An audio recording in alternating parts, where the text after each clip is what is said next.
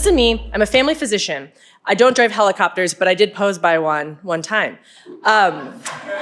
So I'm a physician by training, and I always like to get a sense of who's in the room. I think, let's start with med students. I know there's fantastic. Are there physicians in the room, or NPs or PAs? Great. What about office staff, like support staff, people who work in a clinical setting? Perfect. Insurance brokers? Good.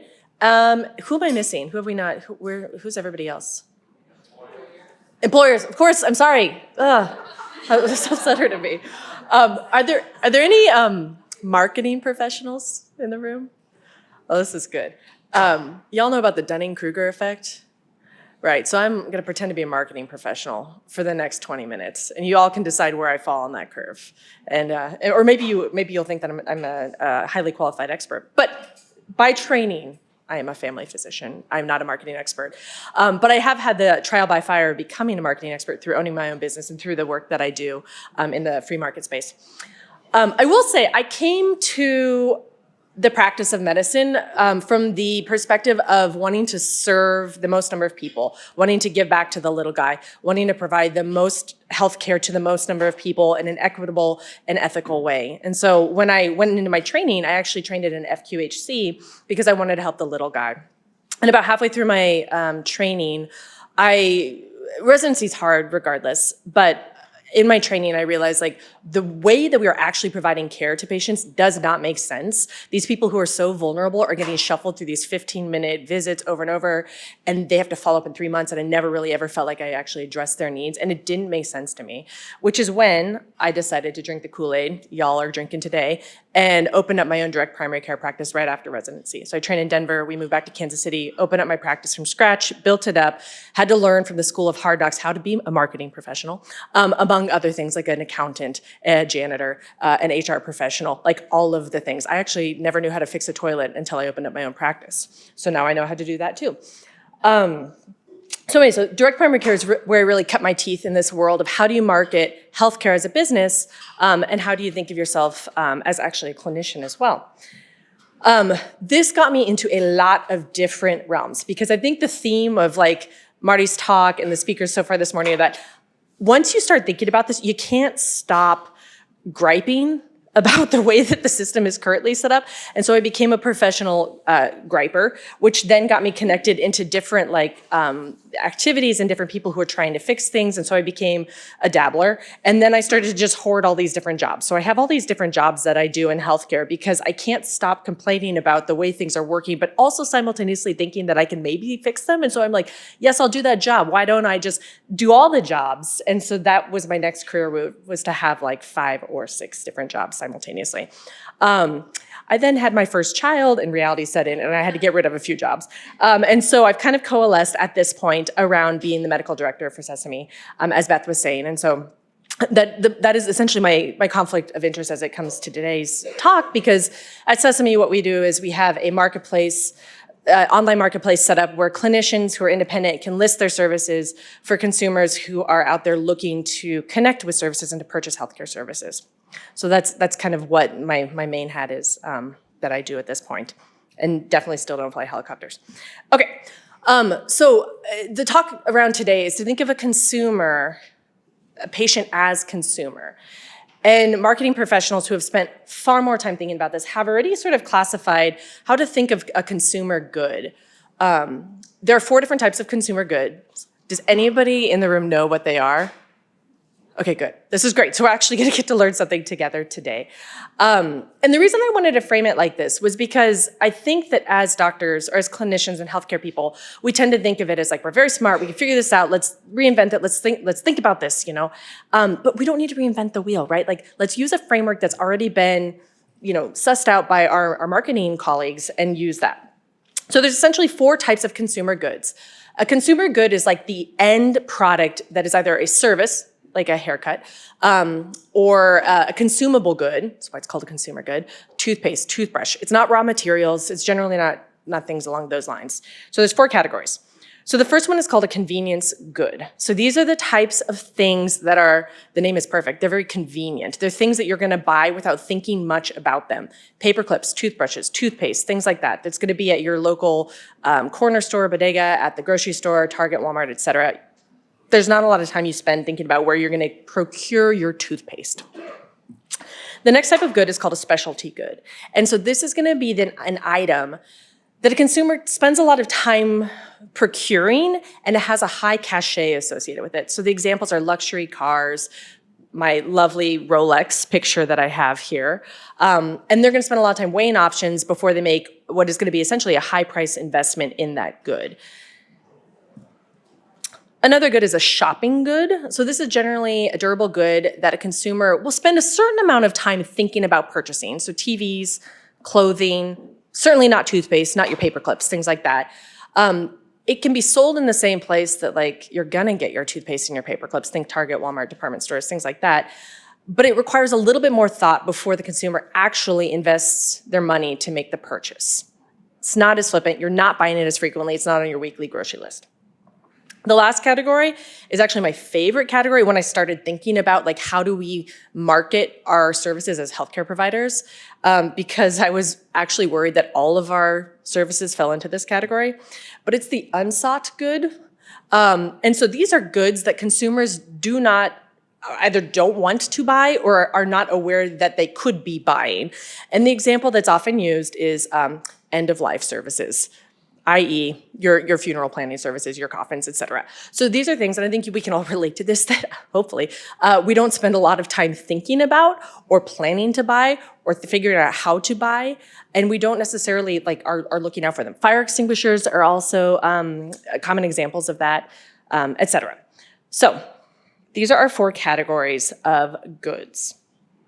So think about this framework, and I think you don't have to memorize this, there's not gonna be a quiz, but the reason I bring these up is because when you start to think of clumping these things into these categories, you can start to say, what fits into these categories? And more importantly, how do consumers behave when purchasing from these categories? And then, selfishly, how do we behave as clinicians in trying to essentially sell products that are in each of these categories? And I think this is important, and you guys all understand this because you're here, but I wanna hit home a story from that sort of solidified the whole free market perspective in my mind. And I've shared this story before, so apologies if you've heard me share it before. But essentially, when I was a teenager, I worked at a restaurant, I was a server, and I worked all through my college years. I think at one point I was a server longer than I was a doctor, but I am getting older, so that is changing. But essentially, I'm scrubbing tables, I have my wet rag, I'm cleaning the tables, and my boss, the owner of the restaurant, is next to me. He's also wiping off tables or picking up the salt and pepper, getting under there, getting all the crumbs off. And he was kind of a crazy dude, and I didn't necessarily see eye to eye with him, but I was a teenager, so I also didn't see eye to eye with a lot of people. But anyway, he's kind of like giggling to himself, and he looks at me, he's like, "Do you know who you work for?" And I was like, oh God, what sort of mind game are you playing with me at this point? And I'm like, you, I guess. Yeah, you. And he just laughs. He's like, nah, you work for the person who signs your paycheck, and that ain't me. And then he just like walks off. And I'm like, what? And I'm like still wiping and cleaning, like salt, pepper back. I'm like, what is he talking about? And I thought about it. And he was literally right. Like he was signing a paper paycheck that was $0 because the way tipped employees worked in Kansas, all my wages were taken for taxes, and I would actually receive paper paychecks that were $0. The point he was making was that I didn't work for him. I worked for my customer whose table I was cleaning to bring them water, to make sure I got their order right, to make sure that the ketchup was always refilled, whatever the case may be. That was the person I worked for. It wasn't him. And I was not a very good employee. I am actually still not a very good employee. Don't ever hire me. But it changed the way that I thought about everything, because all of a sudden, I understood the incentives, and I understood who I should be working for and how I should be thinking about things. And it actually aligned me with him for the first time ever. We're now still cordial and friendly, and I see him and I send him a Christmas card, as if that's a marker of friendship. Maybe it is. Regardless, it finally solidified why I should be doing the things that I was doing. So you work for the person who signs your paycheck. It's so, so, so simple. And I didn't think about it for years and years and years until I got into residency. And for the first time, I was actually working for a really, really large institution. And I started to realize that that was the grind I was feeling. I mentioned that I worked in the FQHC. I felt like I wasn't actually taking care of my patients. I felt like I wasn't giving them what they wanted. I was getting direct feedback from my patients that they were not having a good experience. And in my mind, it clicked. I was like, oh, you're not signing my paycheck. Like, no wonder I'm not, like, yes, I'm providing evidence-based care. I'm not killing you. I'm providing like the things that I should be doing as a doctor, but I don't actually care from an economic perspective what you want as a patient because I'm working for my employer who is in turn working for an insurer. Like, it all made sense. And like, realizing that was both horrifying because I was like, oh my God, how many years into this industry am I? I am like far too deep to escape. And also like, oh, well now I can at least like rationalize like why I'm so unhappy and why everybody's so unhappy. I can, live my day because now I have an explanation for why it hurts so bad. And then I was like, oh yeah, I'm gonna do DPC. So then there's that. But anyway, it's super important to think about this. So when the consumer is the one or when the patient is the one who's signing your paycheck, it changes the way that we do things dramatically, and it changes the dynamic of what we do. And I'm saying that from being now on the other side of the equation. So, I started out in residency, not enjoying it, not really understanding, why we do the things we do, like coming to terms with it. And then moving into the world where all I did was have my patients be the ones who paid me. And I had to figure out how to market it. I had to figure out how to appease them. I had to figure out how to provide high quality evidence-based medicine while also realizing that everybody who has a cough wants a Z-Pak. And I think that that is like universally understood that like we have to figure out how not to give Z-Paks. And it changed the dynamic because I really wasn't I wanted people to keep paying me because I wanted to be paid for my work. But I also had to figure out that balance. And so I also started to think as I grew my practice, I said, what am I selling? Like, how do I get in front of people? I am one person. I do not have a big budget. I have to figure out how to market to everyone in my community and make them realize how great what I'm doing, how great it is. So then I came back to this and I was like, okay, this is how marketing professionals think about goods, services. So what types of healthcare services fit into these categories in a cash pay world? And I know I just introduced this concept to y'all like 10 minutes ago, maybe, but hopefully the gears are starting to turn and you're starting to think, well, what type of a healthcare service would be a convenience good? One that is consumed frequently without a lot of thought. What type of good would be a specialty good? A little bit higher end, a little bit more luxury, bigger price drop, still paying cash. What would be a shopping good? Kind of in that middle. Maybe sold in the same place where a convenience good is. Got to think a little bit more, got to weigh your options. It might be a little bit more expensive than your convenience good, but you're investing in sort of a longer term product. And then what is the unsought good? Again, my horror was I was like, oh my God, do we all have unsought products that no one is ever gonna buy? So here's what I came up with. I made this up, by the way. I could be wrong. So y'all tell me if you think I'm wrong. This is tiny too, I'm so sorry. But for the convenience goods, the ideas that I had were like urgent care, minute clinics. And I think that can kind of resonate, right? They're on every corner. They're literally convenient. That's why people use them. There's no appointments, people pop in, they aren't necessarily brand loyal. Pharmacies, right, exactly. Perfect, yes, exactly. Especially the telemed urgent care stuff. Like it is ready to be consumed. Like imaging labs. What do you think? I don't know. Right, like kind of labs go into this like convenience good, like it's consumed, not a lot of thought goes into it, lower price type of a thing, maybe into the shopping good category. And by the way, things can ebb and flow, things that were once an unsought good. So for example, when the iPod was designed, nobody knew that they needed it, and Apple had an unsought good problem where they had to literally design and create the market and teach people that they needed this thing until it became more of the luxury or a shopping good. Does that make sense? So things can ebb and flow. Perfect. Okay, I love this. Thank you for participating, by the way. Specialty goods. So here, very small again, I'm sorry. This is where I thought maybe like people pay cash for bariatric surgery, and they pay a lot of cash for bariatric surgery. So I was like, I think that's where that goes. The executive programs, we've all seen these as advertised, like the executive physicals, the huge workups. I think that fits there. And aesthetics, I kind of thought fell into this like specialty category. Shopping category over here. This is the one I struggled the most about because it's sort of this in between. It's something that people do spend time thinking about. It's not super expensive, kind of a long-term investment. I was like, maybe that's where that PCP relationship comes in, like something that's kind of in that middle. And then of course, the unsought good, surgeries maybe, like people, especially elective surgeries, you think about them for a long time, you don't want to do it, you don't want to do it, you don't want to do it, you put it off. Healthcare premiums. We're not selling any of those. Fair. Cancer care, and then as much as I hate to say this, I'm pretty sure preventive care fits in here because nobody ever wants to elect to purchase preventive. It is not sexy, nobody spends money on it, as sad as it makes me. Yeah, right, that's true. That'll push them into the other categories. Fair point.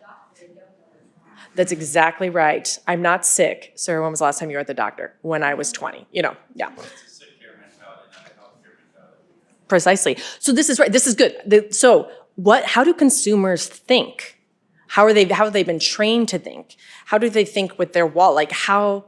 They think sick care. They think sick care, right? And they should be the ultimate people investing in prevention because they have the most skin in the game to have a long, healthy life, right? But when I tell them a pap smear is gonna cost, I don't know, like a couple $100 between the visit and the path fee, and not to mention anything that we could find from there, like they're like, ooh, I don't know about that. Or colonoscopy, or fit testing, whatever the case may be, like $300 for Cologuard and things like that. Like, people don't wanna pay for preventive care. So that's kind of why I threw that in there, even though they should. Preventive, not healthcare. Semantics. What's your background? Physical therapist. Physical therapy. Okay, I was gonna say, that's what we call it as doctors. I don't know. That's my answer is I don't know. Like, that's what we've always called it. But yeah. Okay, so the reason I think it's important to try and find where we think things fit in these categories is because, and once again, I'm very sorry for the small print, but because of the way that marketing dollars are spent and used in each of these categories. So I'm gonna go in the same order again. So for convenience goods, so for the urgent care, the telehealth, this may be labs, radiology, is kind of what we as a group kind of thought fit into there. Very little spend, and you end up using like deals and coupons to engage a person at the moment of convenience to head towards your product. And this also is where like commodification comes into play. So for example, if you're interested in buying a banana, you go to the most convenient place to buy the banana. You are not looking for a Chiquita banana, as best as I can tell, unless you have something that you need to share with the rest of us. That's not how you buy bananas. Same thing with urgent care. You're just going to get it and you need it to be convenient. And so you need to catch people like when they're almost to that point. So catch them on the right corner, et cetera. CVS, pharmacies, et cetera. Make it convenient. For specialty care, the marketing is very, very different. If you think about any luxury product, and I'm not a fashionista, so apologies if this is a terrible example, but like a Gucci bag or something like that, like the brand is Gucci. Like I look at those handbags, I'm like, that is a bag, it contains things, it carries things, why would I pay more than anybody else? Some people care that it is a Gucci bag, like, and that's cool, and they will pay money for that. And so that's where these like specialty goods come in, is like developing brand identity and creating personalization and a VIP experience, because that is what brings people in and what makes people think that they should be paying that higher amount for that luxury good that is essentially a bag. One bag equals the other, that's my opinion. Shopping. So for the marketing on these, it's a little bit more nuanced. You have to basically sell the person by highlighting the features you've got, highlighting your competitive pricing with regard to the features. You get these features at this price. The consumer experience and reviews are really big in this one because this is where people are really trying to decide between a few different options. They're going to spend some time on it. There's not the brand recognition, there's not the huge money drop with the specialty good, but rather the sort of like middle of the range products that you're going to buy. And then lastly, this unsought good section, it's the road is long in the marketing. You have to spend a lot of time educating people, a lot of time educating people. To your point of like, why don't we call it healthcare? We should. But guess what? You're gonna have to educate the whole United States that their preventive care should be called healthcare. And good luck. I wish you the best. You're gonna spend a lot of money doing that. You're also gonna, on your unsought goods, have like emotional play. You're gonna play into people's fear. You're gonna play into their hope. You're gonna play into that connection of like, if you don't act now, your family will lose out, you will lose out, et cetera. So there's a major hope/fear component to it. And then ultimately, in all of that long road of marketing in front of you, you build a brand of trust and credibility. And then you cash in on it at that moment where that person needs that thing that surgery, that the cancer care, preventive care, et cetera. Okay, so yeah. Oh, thank you, perfect. So and this is perfect, good, I'm so glad we're wrapping up. So thinking about like, how does the consumer think about all of these goods? How do we as doctors market these goods?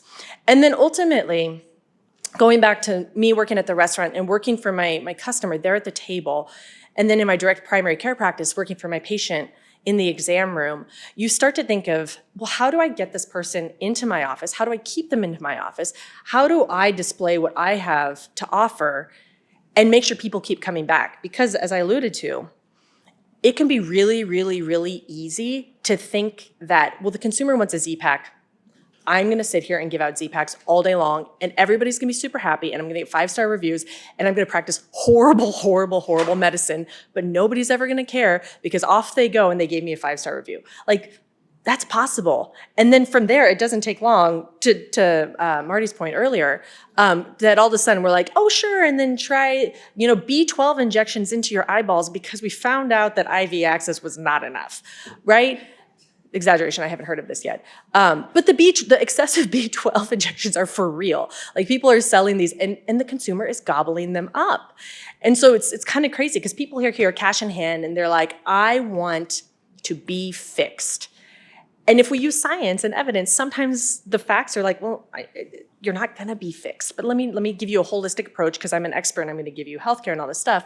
But there are people who are out there who are like, oh, sure, yeah, I'll fix you. Here's a bag of saline and so a little bit of B12 and I'm gonna charge you $500. And then, give that specialty experience.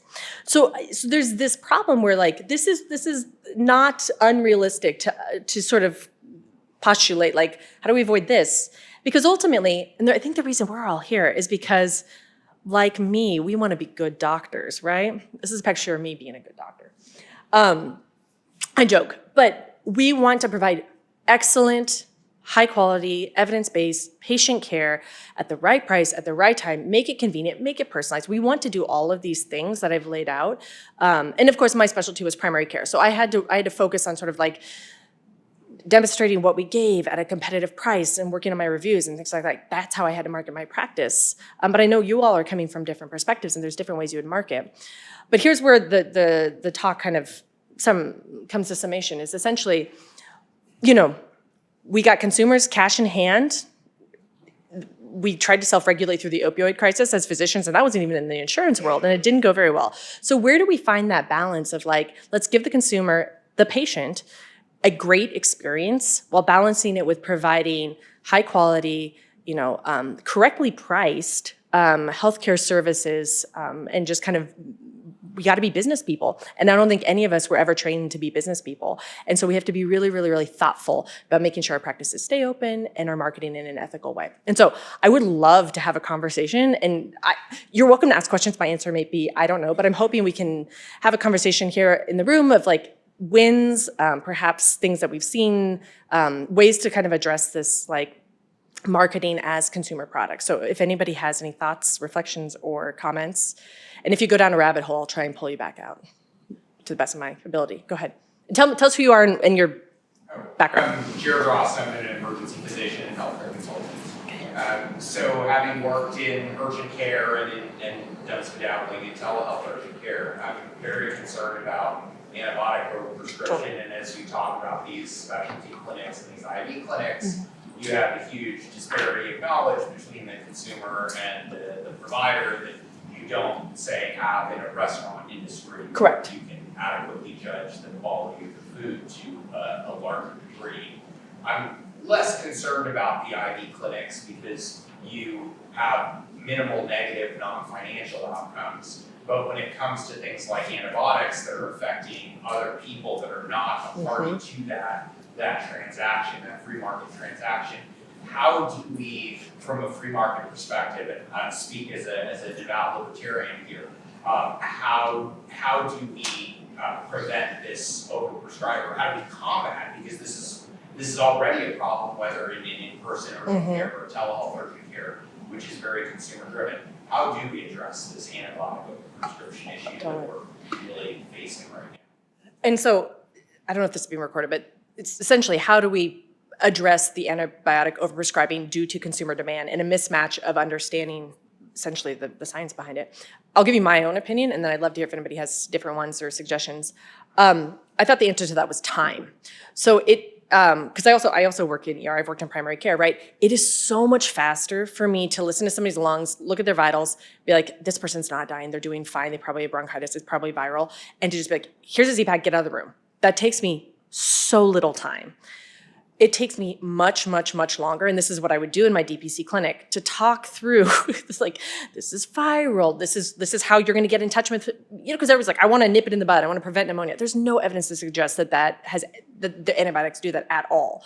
To educate, reassure, say, I'm still here, you can follow up with me, And it was only through that time, like that is a 30-minute visit on top of rapport that has been built previously. And that's how we do it. And so that's my answer is, you give time, you're purchasing time and you're purchasing expert opinion.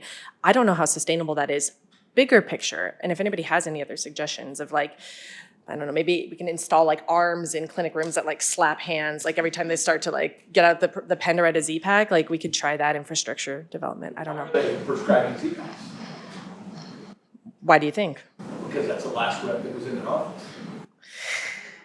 I don't think so. Okay, fine, go ahead. What were we gonna say? You think it's pharmaceutical marketing? There's marketing involved. Okay. It's like the offer a Harrier jet. Oh, I got you. Do you think the marketing, the brand recognition is on the consumer side or the provider side? It's on the provider side. You don't think the consumer is the one coming and asking for the Z-Pack? Antibiotics, they're going to the doctor to get it. One of the strongest forms of marketing, well, let's go down this road. One of the strongest forms of marketing is word of mouth, essentially trusting those in your circle. This is why social media is so viral, is because you gain information and build trust from those in your social circle or tangentially one circle out. My mom got a Z-Pack and felt better within 2 days. Like, I want that Z-Pack. Yeah. They're crying the value. Yeah. No, but that's, Let's take a different place. yeah. Duplexes or whatever it is for hives. You got a story about this. Sure. Okay. $3,000 bed. Yeah. The plan member went to their primary care doctor and she got prescribed Monteliacast for $7. And it did the next thing. Yeah. Why did they prescribe that med for hives? They prescribed that med for hives, but it's the last rep in their office. And you're totally not wrong. Like, and that's why they do it, right? I would say that those in the cash pay world are not visited by pharmaceutical reps. As much as I wish that we would have been, because we would have got some nice new drugs at zero. The world's so much smaller than Yeah. we're talking about that. Right. Well, and honestly, our patients can't afford meds like that. So the reps don't really waste their time on us. But I see your point. Your point is essentially the brand recognition and the recency bias is what you're alluding to. Yeah. I'm going to ask an entirely different question. Please. Asking them to do one. So, and what? So, my name is Greg Colson, by the way. I run a DPC clinic in Spokane, Washington, which opened about 6 months ago. Congrats. So, I'm not a planner. I just run the business center. So, when you first dipped your toe into the DPC world, how long did it take? Well, did you have a patient panel that took with you? One, after how long did it take you to bring awareness to the marketplace to the point where you actually, wrong? That is a fantastic question that has no answer. So I moved from Denver to Kansas City, and I had trained in Kansas City, so it wasn't a completely novel market to me, but I did not have a professional network, which was kind of dumb, and signed a lease on a brick and mortar building and immediately incurred expenses, which again, not the best business move. But I had more time than money, and I spent that time literally person to person, like selling my product, walking down the street, walking in the neighborhood, going to B2B, going to, or like B2B events, like Chamber of Commerce events, not necessarily to sell to the business, but to sell to the small, businesses who are having healthcare problems and giving them access to care. Time to do that, well, surprised to see that. Yeah, but I had no patience. Remember, I opened my doors. Like I had no patience. There's the only thing I could do. I hired somebody to be there full time, and I would schedule my patients, and whatever. But I was out pounding pavement. I was shaking hands, kissing babies, all the stuff. I think, and if everybody in the room is from a smaller area, I think part of the success and struggle was that I was in a huge major metropolitan area. So we have 2 million people in Kansas City. I'm never, ever, ever, ever, ever gonna have the spend to affect every single person. And so I kind of took a different approach where, and I should say I worked on my SEO quite a bit, and I named my practice something really dumb, which was Kansas City Direct Primary Care, which was actually really smart because then everybody who types in direct primary care Kansas City was literally Googling my business name, which helped our SEO. So I had that working in the background, and I had myself working on the face-to-face front. And then I told you I was a professional griper. So I was on social media yelling all the time and like rationally yelling, but like being loud. And so then when reporters needed to have a doctor who was not strangled by their employer, when they needed a doctor to speak on any given subject, like it was very easy for me to say yes. And so we got a lot of like unpaid, essentially marketing through that angle. So just like a lot of hustle. And then your question was like, how long did it take to get to profitability? Is that kind of what you're asking? So this is like a much bigger conversation, and I think you'll appreciate it as a business person, because I didn't necessarily build the business model to have runway for growth, if that makes sense. So the business model was such that I was gonna hit profitable exactly when I was full, but every time I wanted to grow, we would then be spending money on growth and that would eat our profit because we were constantly growth oriented. So I didn't design my business for growth, if that makes sense. So we were only at capacity, and there was no buffer, if you will. So if we had to hire another nurse or something like that, it would eat into the profits, which equals my paycheck, right? So it was like a constant thing. And so we had to like creep up our membership fee constantly so that I had that bandwidth to actually grow. And so because we were growth oriented, like it constantly was one of those things that we were using our profits to reinvest in the business and grow. Does that make sense? Like, so I never got to like dive into a pile of coins like Scrooge McDuck. Like we were not there, but. Okay, yeah, anybody else? Was that helpful? I don't know. Yeah, okay, all right. Anybody else have thoughts, marketing-wise? Criticisms? Feedback? Cool. Yeah, go ahead. Sorry, so my husband and I own our own direct primary care clinic in Omaha.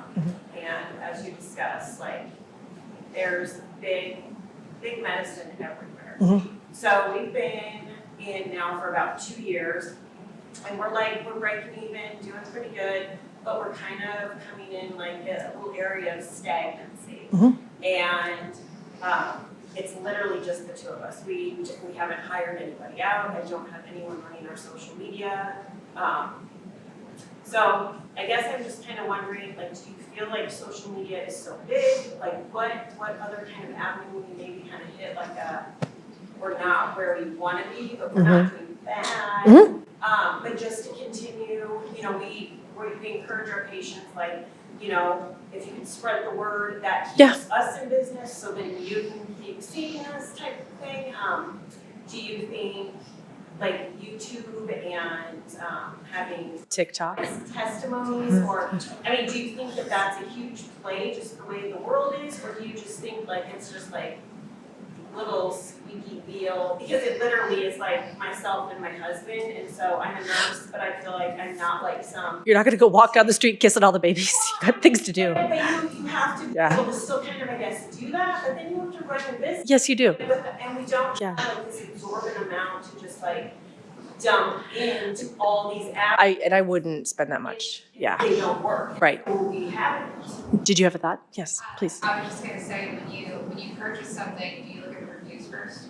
Do you look at what people Yeah. are saying first? And so you have to get onto their platform for them to be talking about you. So in my mind, social media is the most important marketing tool for any business, because these days, if you're not online, if you don't have a presence online, something that people can look into, reviews talk about you, or you be available to talk to them, I feel like it's hard to establish yourself, because word of mouth is the most important marketing tool, period, and the easiest way to do it is social Correct. media. Because I guess we have that, but it's mostly like my face and or his face. That's and okay. I just don't know that like the overall stretch is actually reaching our population, if that makes sense? It does. And online presence is an entire profession in and of itself, right? And you can dump a lot of money into it, and I wouldn't, because I think it's a black hole. So it's literally discussed Right. videos, and I'm like, is that even good? It is. It absolutely, no, it is. No, it's fantastic. And getting it out there is the first step. There's a lot of ways that you can monitor what is happening as far as traffic and referral sources and whatnot on your website, like where are people coming from, how are they getting there, what are they searching to arrive there. You can use Google Analytics if you aren't already to kind of tap into that. It's prepared to like invest a significant amount of time learning how to run it, but it is valuable. And honestly, updating your website, posting blogs, posting videos. I don't think it's, you kind of said that like it's just your face and his face. Like, I don't think that that's bad. Like, you're selling a relationship. Right, and then they see like how we are and how we interact and Right. how we. I mean, make sure, obviously, if the video is like, is of your nostrils, like that might not be a very good video, right? So like, make sure it's like a good video. Kind of the wrong way and whatever, but I think sometimes, it's just kind of, does anybody give a crap, you know? They do. Where it's like, Yeah. is there something else I should be looking time into? You have patients, Yes. utilize them, And you can do things, they're yeah. your resource for a reason, ask them, survey them, video them, Have them, incentivize them to fill out reviews online. absolutely.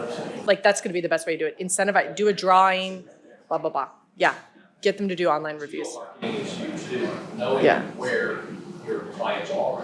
I Yeah. got the pleasure of being the executive director of our local craft brew association. Uh-huh, And they were throwing a craft brew fest. uh-huh, And it was at the Bricktown Ballpark up here. yeah, She started buying advertising or doing geo-marketed advertising at each brewery as people were, if they were totally. 100 feet of that brewery, they popped up on their social media page. Right, The Brew Fest popped up on their social right.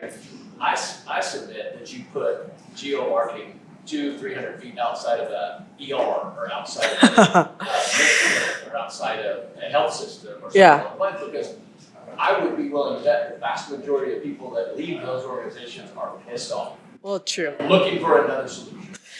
Good luck. I'm sorry. Yes. I want to say thank you to Dr. Edwards. Thank you, Beth. And- Yay, thank you guys. Thank you guys so much.